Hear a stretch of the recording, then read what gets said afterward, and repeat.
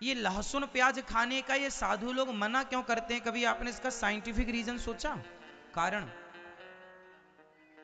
लहसुन प्याज वैसे तो आयुर्वेद में औषधि है। आयुर्वेद में लहसुन प्याज क्या है? औषधि है। गर्मी में प्याज खाने से लू नहीं लगती और सर्दी में लहसुन खाने से सर्दी नहीं लगती। ऐसा आप लोगों ने अपनी नानी दादी से खूब सुना होगा और ये बात सही है, क्योंकि ये आयुर्वेद में लहसुन प्याज का श्रेष्ठ स्थान है। तो आयुर्वेद के हिसाब से दवाई के रूप में लहसुन प्याज का उपयोग आयुर्वेद बताता है। फिर ये साधु लोग कहते हैं लहसुन प्याज ना खाओ, कारण क्या है? क्यों नहीं खाना चाहिए लहसुन प्याज, आप बताओ। हाँ, आपसे बैठे बैठे उत्तर दो बिंदास, बोलो। लहसुन प्याज का गुण क्या है? लहसुन प्याज जो है ना, शरीर में जाकर शरीर को अत्यधिक वह विचलित करता है, उत्तेजित करता है। ज्यादा ताकत है ना उसमें, उत्तेजित करता है। दूसरा, वह तामसी है, तमोगुण से भरा हुआ। तो जो लहसुन प्याज का गुण है वह तमोगुण से भरा है, तामसी है। तामसी मतलब क्या होता है? तामस, जो तामसी वृत्ति का व्यक्ति होगा वह आलसी ज्यादा होगा। लहसुन प्याज हमें क्या बनाता है? आलसी बनाता है। और केवल आलसी नहीं, आप समझिएगा, लहसुन और प्याज दोनों शरीर को उत्तेजित करते हैं। क्या करते हैं? उत्तेजित करते हैं। तो जो भक्त होता है वो अपने शरीर को शांत रखना चाहता है, वो अपने मन को शांत रखना चाहता है, और लहसुन प्याज गई अंदर उत्तेजित करती है। तो उत्तेजना से जो साधु संतों का तेज है वह बिगड़ जाता है, उनका ब्रह्मचर्य बिगड़ने की संभावना बढ़ जाती है। इसलिए साधु संत कहते हैं भाई हम वो खाएंगे जिससे हमारा शरीर उत्तेजित ना हो। खान पान में कंट्रोल क्यों? भाई जिसे बहुत भोग भोगना है तो आप तो उत्तेजित खाओ, और जिसे मन को साधना कंट्रोल करना है वो अपने खान पान को कंट्रोल करता है। एक कहावत सुनी होगी आप लोगों ने, मैं सुना देता हूं, गांव की है, पता नहीं आप जानते कि नहीं। दाना दुनका जो खाएं उन्हें सतावे काम, और हलवा पूड़ी जो खाएं उनके मालिक राम। इस बात का अर्थ जानते हैं क्या हुआ? चिड़िया बादाम काजू नहीं खाती, चिड़िया बेचारी खेतों का कच्चा दाना दुनका मिल जाए तो खा लेती है। वो चिड़िया जो जरा सा दाना खाती है पर उसे दाना खाने पर भी उसके शरीर में वो दाना उसे इतना गर्म कर देता है, उसे भी काम वासना सताने लग जाती है। किसे? चिड़िया को। हाँ या ना? कुत्ता क्या खाता है? तुम्हारे घर की बासी रोटी फेंक देते हो, कुत्तों को खा लेते, बिना घी चुपड़ी रोटी, बिना सब्जी डाल के। और वो बासी कुची रोटी खा करके, वो गंदी नाली का कचरा खा के कुत्ता, उसे भी काम सताता है। तो दाना दुनका जे खाएं उन्हें सतावे काम, और हलवा पूड़ी बादाम काजू पिस्ता जो खाएंगे उन्हें कितना सताएगा काम। तो साधु संतों को खान पान अपना कंट्रोल इसलिए रखना पड़ता है क्योंकि जैसा खाएंगे अन्न वैसा बनेगा मन। अब आपको कामी बनना है तो आप भैया खाओ, और यदि आपको संयमी बनना है तो संयमी जिसे बनना है वो अपने खान पान पे कंट्रोल करे। अब ये निर्णय आपका है कि आपको योगी बनना है या भोगी बनना है। भोगी बनना है तो आप बिंदास खाओ पियो सब, और योगी बनना है तो खान पान। हमारे साधु संत ना, मैं अयोध्या में जब पढ़ने रामचरितमानस गया आपको पता होना चाहिए साधु कितनी बार खाता है, बोल दो।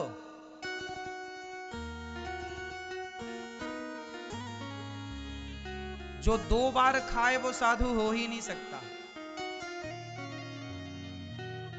1 बार खाए योगी, 2 बार खाए भोगी और 3 बार खाए रोगी। जो योगी है वो कितनी बार खाता है, जोर से। ये दास अनिरुद्ध ने अभी से हम 1 बार 1 टाइम ही खाना शुरू कर चुके हैं।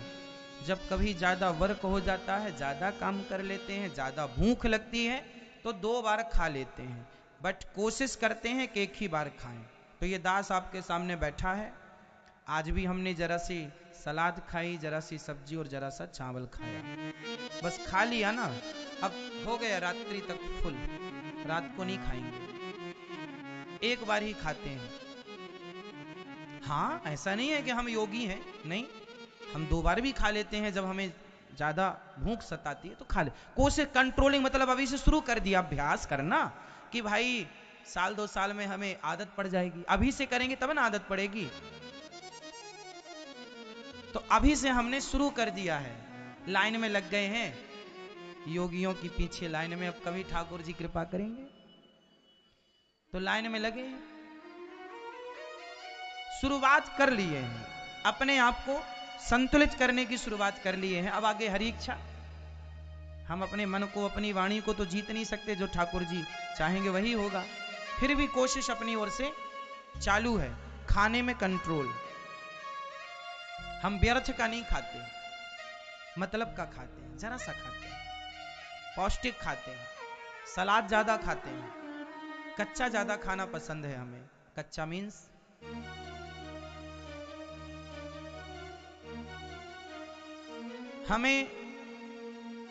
हमें पिज्जा बिल्कुल पसंद नहीं, बर्गर बिल्कुल पसंद नहीं, चाउमीन बिल्कुल, आप 56 भोग बना के रख दीजिए,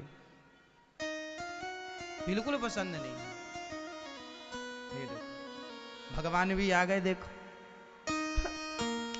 भगवान भी कह रहे हैं आप भी योगी बनो, कम खाओ।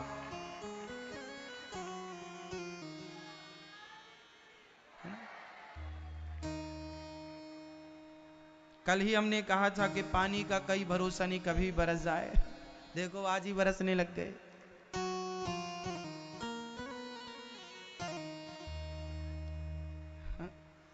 तुम चलो आनंद लो बारिश का, अपन तो कथा सुने मस्त।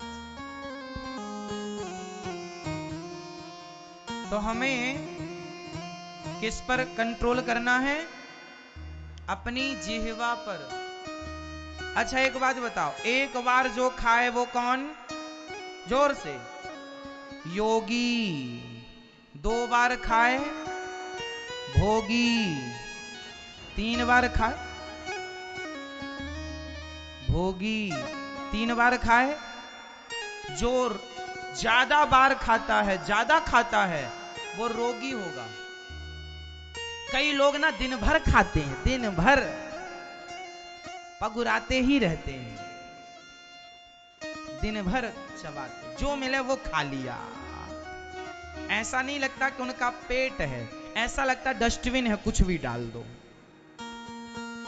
अरे पेट के साथ पेट की तरह व्यवहार करो, बेचारा पेट है उस पर दया करो, छोटा सा पेट है, इतना रखने की जगह है उसके पास, और आप इतना ठूस देते हैं। ये नहीं, पेट बेचारा ऐसे मुंह बुलाए रोता,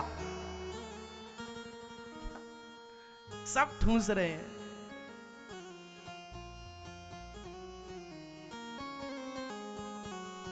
खीर बनी तो खीर खा लिया, पूड़ी मिल गई पूड़ी ठूस लिया, रोटी मिल गई रोटी, बड़े मिल गए बड़े खा लिया, दही बड़ा मिल गया दही खा लिया, पेप्सी कोका कोला मिल गई वो पी लिया, जूस मिल गया वो पी लिया, आइसक्रीम मिल गई वो खा लिया, गुलाब जामुन मिल गई वो भी आने दो। अब पेट कंफ्यूज नहीं हो जाता होगा, पहले किसे पचाऊं।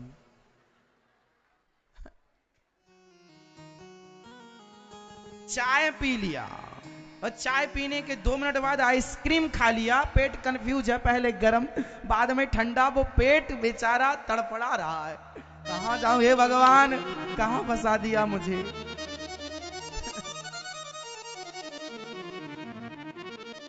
मतलब आज हमारे देश में 95% लोग ऐसे हैं हमारे भारत देश में जिन्हें खाने पीने का कोई ज्ञान नहीं है। किसके बाद क्या खाएं और किसके बाद क्या ना खाएं, यह ज्ञान हमारे देश में 140 करोड़ की जनसंख्या वाले देश में 95% लोग ऐसे हैं जिन्हें खाने पीने का कोई ज्ञान ही नहीं। आप खाते सब लोग हैं पर आपको ज्ञान नहीं है। जिनको है उनको प्रणाम करता हूं। आप लोगों को होगा, कुछ लोगों को, पर जिनको बहुत लोगों को खाने पीने का कोई सेंस नहीं, ज्ञान नहीं। किसके बाद क्या खाना चाहिए और किसके बाद क्या नहीं खाना चाहिए बताओ। आम रस पीने के बाद पेप्सी पीने से क्या होता है? नहीं पता ना, आदमी मर जाता है, पॉइजन हो जाता है। आम रस और पेप्सी का कोई कॉम्बिनेशन नहीं है। जैसे शहद और घी का कोई कॉम्बिनेशन नहीं है। आप घी भी अमृत है और शहद भी अमृत है, दोनों को पी लो मर जाओगे, पॉइजन हो जाएगा। आप किसी को एक साथ दोनों दे दीजिए तो वो जहर का काम करेगा। खा मत लेना, खा मत लेना, मरने की संभावना बढ़ जाएगी। मतलब हमारे आयुर्वेद में खान पान का एक विधान है, क्या खाना है क्या नहीं खाना, किसके बाद क्या खाएं और किसके बाद क्या ना खाएं। उड़द की दाल आप लोग दही के साथ खाते हैं। उड़द की दाल के बनते हैं बड़े, तो आप दही बड़ा खाते हैं।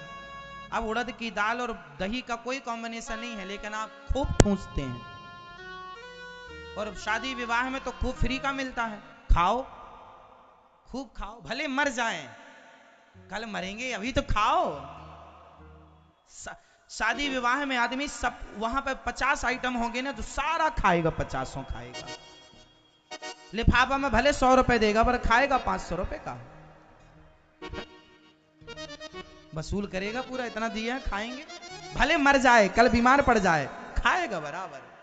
और सब खा के रास्ते में द्वार पे आइसक्रीम मिलती है तो सब खा पी के वो आइसक्रीम खाता। अब बताओ, जब आप भोजन करते हैं तो हमारा पेट भोजन को पचाने लगता है और पचाने के लिए अग्नि होती है जिसे जठराग्नि कहते हैं। जब वो पचा रही होती है तब आप ठंडी ठंडी आइसक्रीम खा लेते हैं तो भोजन पचता नहीं है, सड़ जाता है, और जिससे तमाम आपकी बीमारियां उत्पन्न होती हैं। कितनी बार समझा चुके हैं, लेकिन हमारे देश के लोग सुनने समझने को तैयार नहीं। स्वास्थ्य का ध्यान कौन रखेगा? आपको रखना पड़ेगा। खान पान ठीक करो। एक बार खाए योगी, 2 बार खाए भोगी, और 3 बार खाए जो ज्यादा बार खाता है, ज्यादा खाता है वह जल्दी मरेगा। ज्यादा खाओगे जल्दी मरोगे, कम खाओगे ज्यादा जियोगे। इसलिए खान पान ठीक हो।